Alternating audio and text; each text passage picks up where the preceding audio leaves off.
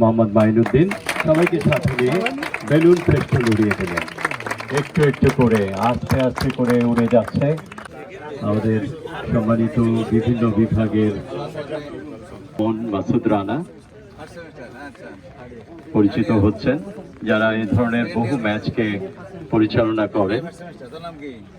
আমরা দেখতে পাচ্ছি এবারে হিসাব বিজ্ঞান তথ্য ব্যবস্থা জনাব সুমন মাহফুজ সহযোগী অধ্যাপক, তার নেতৃত্বে এই হাসি মুখটুকু যেন শেষ পর্যন্ত আমরা দেখি, সেই প্রত্যাশা আমরা রাখি।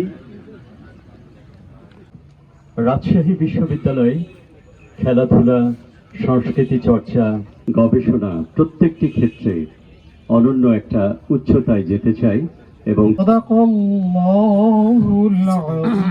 পার্থিব অবশেষে তা খড়কুটোয় পরিণত হয়।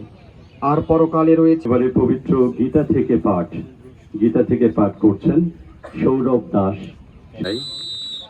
এইমাত্র কিক অফ হলো।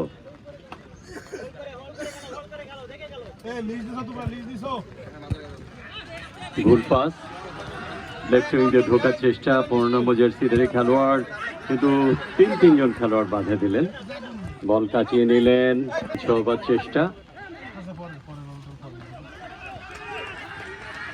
দুরন্ত গতিতে হেড করলেন রক্ষণ ভাগের এই খেলোয়াড়টি।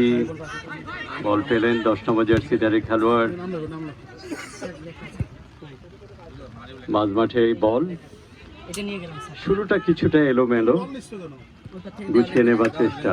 এবারে কিন্তু বাম প্রান্ত দিয়ে অ্যাকাউন্টিং বিভাগ, এগ্রোনমি ডিপার্টমেন্ট আক্রমণে 10 নম্বর জার্সিধারী খেলোয়াড়, বিপদের সম্ভাবনা, কিন্তু চমৎকার ভাবে নিজের নিয়ন্ত্রণে নিলেন কিপার, পাঠিয়ে দিলেন সহযোগীর উদ্দেশ্যে। চেষ্টা ছিল ভালো 10 নম্বর জার্সির। আবারও আক্রমণে যাবার চেষ্টা, পাল্টা আক্রমণ, গোলরক্ষক ছুটে এসছেন এবং ক্লিয়ার করলেন পার্শ্বরেখার বাইরে। থ্রোইন, কিক নিলেন, হেড হলো, বল আবারও পার্শ্বরেখার বাইরে। থ্রোইন নাম্বার 13 চমৎকার বাড়ালেন, লম্বা করে ডান পায়ে কিক নিলেন, চমৎকার বাড়িয়েছেন, পেনাল্টি বক্সের মধ্যে হেড হলো। খেলোয়াড় নিজেদের সীমানায় ডান পায়ে, কিন্তু বলের যে গতি, সেই গতির সঙ্গে পাল্লা দেয়া গেল না। ছোট্ট করে বাড়ালেন, ফাউল থ্রো।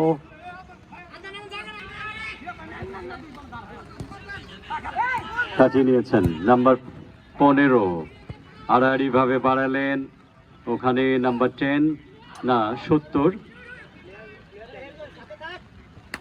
আবারও পাল্টা আক্রমণ, অ্যাকাউন্টিং বিভাগ একাই ছুটছেন, তাকে বাধা দেওয়ার চেষ্টা, চমৎকার বাড়িয়েছেন, লম্বা কিক এবং চমৎকার ভাবে গ্রিপ করলেন ওই গোলরক্ষক।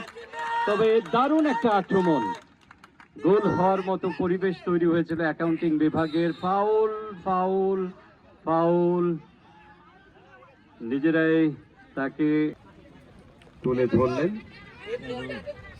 ফ্রি কিক নাম্বার 11, অনেকটা সহযোগী খেলোয়াড়দের ডান পায়ে লম্বা কিক, পেনাল্টি বক্সের কাছাকাছি জায়গায়। এবারে কিন্তু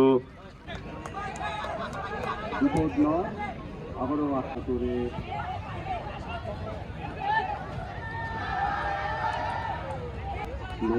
খেলা যদি গোল না হয় সরাসরি টাই ব্রেকিং এর মাধ্যমে